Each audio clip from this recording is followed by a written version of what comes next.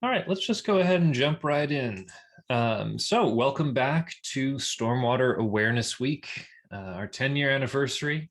You can tell which presentation, if you were here for the 8 o'clock one, you can tell which presentation I did this year specifically.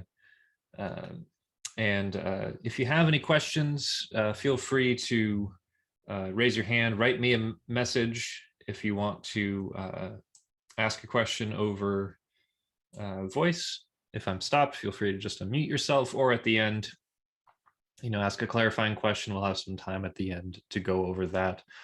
But if you weren't here before, if you don't know me, my name is Jonah Sonner. I'm a QSP SciSec with WGR Southwest. I help run our municipal program here at WGR, so I know a few of you out there. I'm glad that you were joining us today. And so what this class is going to, or workshop is going to cover, I want to talk about the new pesticide regulations and some of the ones that we are currently under, and how they relate to stormwater quality. And I'm going to admit up front, I'm not an expert on pesticides. I am not a qualified applicator. I do know some things, but I am not an expert in the field. So I'm going to just be talking about this as it relates to stormwater quality and what I know through our regulations and requirements of the phase 2 permit that we're under. And that is really the goal of today, is to understand what is being required of us.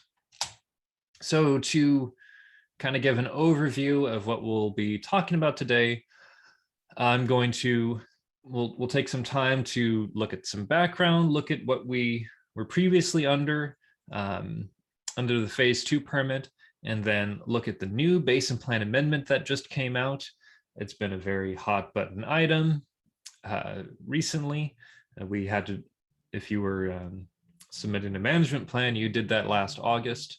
I know we had a lot of push to do that here in our offices. We did quite a few of those. So yeah, that's been a big topic lately. I want to talk about what the problem is, what the driving force behind these regulations is, and then break it down in layman's terms for managers, for applicators, what else is being added to the plate. Because let's face it, pesticides in California are heavily regulated. And it always seems that you turn around, you sneeze, there's a new regulation for pesticides. So I want to try and break it down into the simplest terms for what we need to do to stay in compliance with the stormwater regulations as they relate to pesticides. So without further ado, let's jump into some background. Or let's jump into a disclaimer. I just want to throw out there that I am aware pesticide regulations and TMDLs are region specific. And so this workshop is going off of the only knowledge I know of or have experience with, which is region 5 and those regulations. But the workshop will have plenty of general information as well. So if you're not in region 5 or any of the 3 parts of the region 5, don't worry, there's good general information. But I want to talk about specifically what Region 5 is going through, what we have gone through, and what we are looking at currently with the Pyrethroid Control Program. So with that disclaimer out of the way, let's talk about what we used to do. So if you were here for the last workshop, I went through some basics of the phase 2 MS4 permit. Again, it's been out 8 years. I can't believe that. It came out in 2013. And so that permit introduced us to implementing some BMPs, implementing some E&O for pesticides, herbicides, fertilizers, and excessive water runoff from landscaping. And specifically, permit section E11J, called the Landscape Design and Maintenance, set up a program. They wanted us to implement a program that met four main goals. And then it was broken down into a lot of little steps, a lot of little requirements. And I think looking at it, it might seem pretty overwhelming, but all in all, the main point of it is to reduce the impact or pollution potential from our O&M activities in our stormwater discharges. If you were here for the previous workshop, that's what we covered. We talked about assessing the work. We talked about looking for runoff sources. So it's all that same pollution prevention techniques, but it's just applied to pesticides, herbicides, and fertilizers. It included all three of those. So it wanted us to make a program, evaluate it, write it down, identify the types of chemicals we use, how we apply them, when we apply them, and then let's look at that and see if there's any BMPs we can add to, any procedural BMPs, any structural BMPs, and how can we improve on the practices that we are already doing. And again, have it all be in a plan to show, yes, we have done this, we've evaluated it, we are good to go. And so, again, it required the discharge of, or a reduction of discharge of pesticides from activities, which one of the ways you did that was implementing educational activities like today's class. And then also as well, implementing measures that rely on non-chemical solutions. Well, what does non-chemical solutions mean? Well, not using pesticides, herbicides, and fertilizers, but then it gave us this whole list of things like creating soil microbial communities and using native or climate appropriate plants. And those aren't things you would normally think you'd see in stormwater regulations. You know, that might be coming from a different area, but really creating soil microbial communities, how do I do that? Well, really what this element of E11J is getting at is, instead of using chemicals, it's saying let's bring in integrated pest management.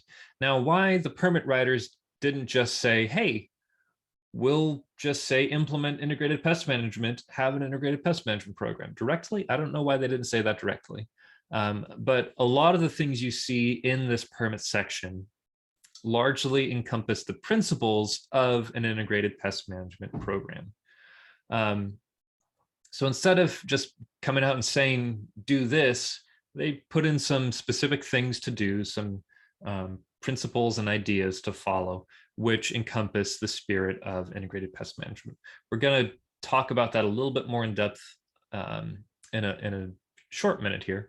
But let's move on. So we had to, again, with E11J, we had to put BMPs in place, like we talked about before. So now that we have BMPs in place, we need to measure their effectiveness. And one of the ways that was required to be done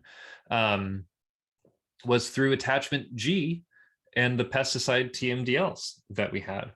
And again, if you are in a different region, your TMDLs might differ, but if you were in a different region, you still had E11J, and you'd still have potentially an attachment G pesticide TMDL.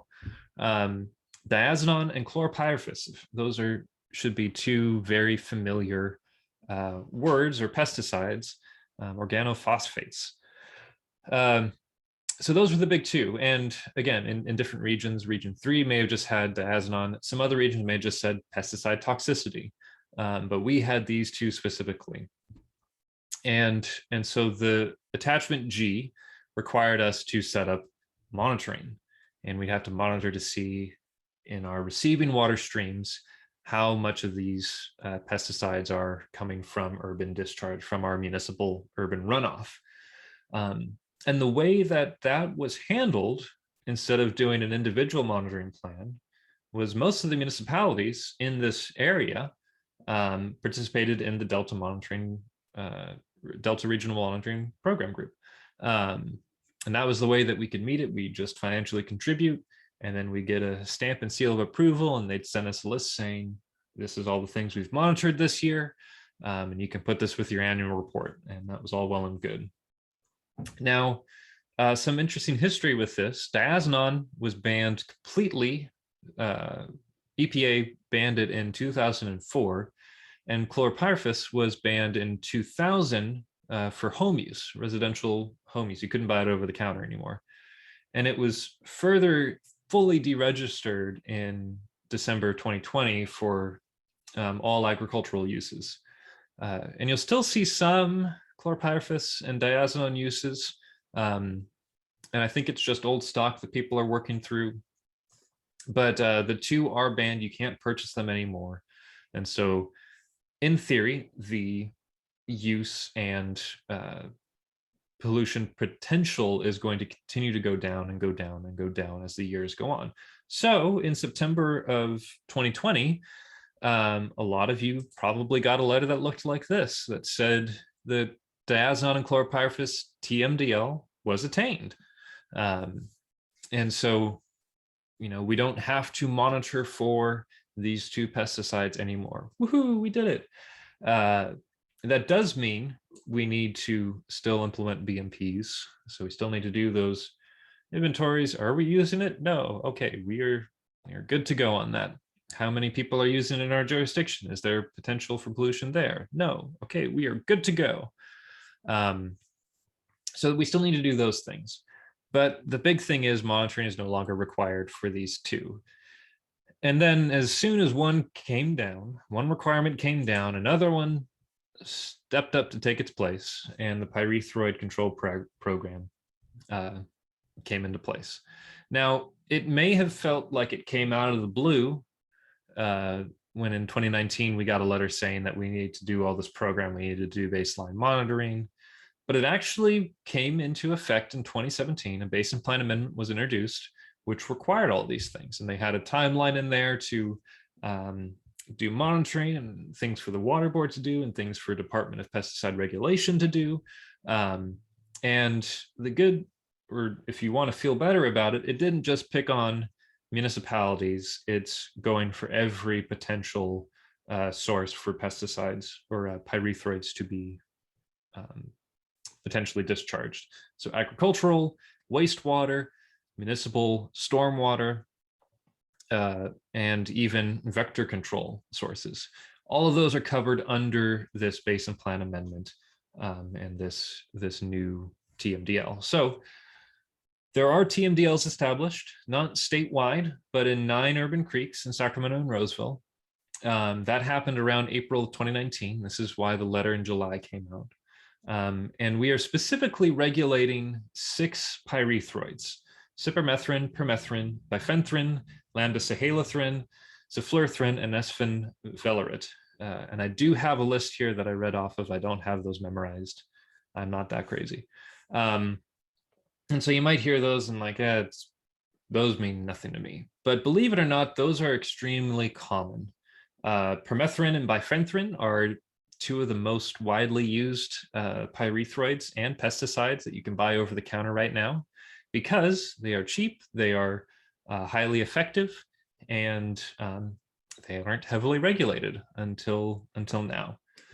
So again, there are 6, and if you're not aware, pyrethroids are a massive group of pesticide which encompass about 100 or so. So instead of regulating all pyrethroids, they're specifically regulating 6 because they are the most commonly used pyrethroids. And again, back to the basin plan amendment, for those under those TMDLs for these 6 pesticides, they would perform baseline monitoring in 2019 or 2020, I don't quite remember now. But everybody else, you could choose either to perform your own baseline monitoring if you weren't under a TMDL and say, hey, no, I don't have this in my discharge. Or, hey, I do have this in my discharge and now I need to do some things to mitigate that. Or you could skip monitoring altogether and just go to mitigating and implementing BMPs. And again, it covers all discharges. So wastewater. So if you have a wastewater treatment plant, it's also going to be covered in those. And I don't believe we have seen those regulations come through yet. Somebody can correct me if I'm wrong. But I believe there are no wastewater treatment plants that have received updates to include monitoring and looking for pyrethroids in their wastewater stream discharges. Those are coming out soon, probably. Things take time. So anyway, the Basin Plan Amendment listed out BMPs that we needed to implement. If we skip monitoring, we go straight to BMPs. And the way we do that is implementing a pesticide management plan, which we should be fairly familiar with. And here's the thing, reading through it, it largely reflects the language that was used in E11J and in the education and outreach requirements of the Phase 2 permit.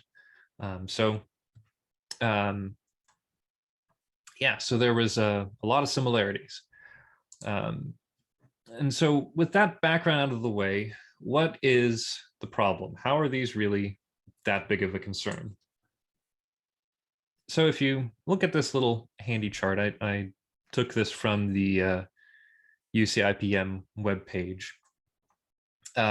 We should probably, this shouldn't be a surprise to any of us, what I'm explaining here. It's just a refresher. Hopefully we all understand this, but if pesticides aren't applied properly, they are easily transportable. And you can see here, if you are applying them in windy conditions, you'll have pesticide drift. I was reading on DPR's website of an agricultural applicator who got in hot water, had a lawsuit brought against him and his company because he was applying pesticides when there was high winds and it was drifting not where it was supposed to go, and depositing in a nearby school. So he got into a lot of trouble for that. That was just, I think, within the past year or so that happened. But not just wind, not just air deposition or drift, but also sprinkler and rainwater. So if it's raining right after you apply, it could easily run off and again be transported from where you want to put it. And you could also irrigate and have the same effects. So it needs to have a time of setting for it to be effective and a proper treatment. Because they are easily transportable, that means that they can kill more than the pests that you are trying to treat. And hopefully this chemical is actually effective for the pest problem that you're treating, but it can also, if it drifts in the air, if it runs off with the water, it can kill more than it's originally intended. And that's not good for anybody because, you know, look at it, you don't get the treatment you desired, you still have your pest problem, or it's still not entirely handled. Chemicals end up where they weren't intended, and nobody wants those things. So obviously, if it's effective, or if it's effective for your pest problem, it's also going to be highly toxic to other things, such as beneficial insects like honeybees and also aquatic life. Pesticides are usually, or pyrethroid pesticides are usually highly toxic to invertebrate species and aquatic life. An example of that, one of the 6, permethrin, has a 48-hour lethal dose of 5.4 micrograms in rainbow trout. Just to give you an idea of how much chemical is needed to cause a lethal dose within 48 hours, 5.4 micrograms. That's very, very small amount. And an even smaller amount, 0.029 micrograms in honeybees. I mean, it makes sense. They're a tiny little insect, but it doesn't take much to cause a lethal dose for both of those species. And so this gives us plenty of sources for pyrethroid concentrations that we can find in waterways. Again, we have agricultural sources. They use pyrethroids for crops or agricultural uses. You have it in residential. And not just residential outdoor, but residential indoor. That's where the wastewater comes through. You could use different pyrethroids for flea treatment on your pets. And then when you wash them, it goes down the drain and into the wastewater stream. That's an example of a residential source. Commercial, industrial, having a contractor come out and spray. And then again, wastewater are all have the potential to transport concentrations of pyrethroids from their original location to a different place. hopefully not urban or municipal stormwater and wastewater discharges. So yes, we are concerned about all these sources, but we're not being asked to regulate all of these sources or even control all these sources. All we are controlling is our municipal sources. So it goes back to E11J and our O&M activities. And so what is the problem? Well, O&M activities and staff application. It covers applications during O&M activities of like office buildings or parked facilities, right-of-way areas, things like that. And as I've talked with a lot of different municipalities, the message is fairly similar of, hey, we don't do staff application of pesticides. We do staff application of herbicides, maybe fertilizers, but we generally stay away from pesticides. And so then it goes down to contracted pest control services. It also applies to any contractors that are hired by your municipality. You both need to follow the same rules. And so for the contracted pest control operators,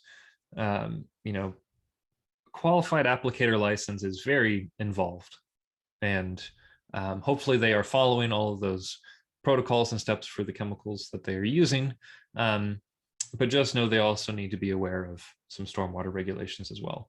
And that is to reduce discharges from municipal sources. That's what the heart of this is all the regulations require BMPs to be implemented that are effective in reducing runoff from our O&M activities. And so what a cynical person might say is that, oh, so do you want me to stop using chemicals entirely? Do you want me to just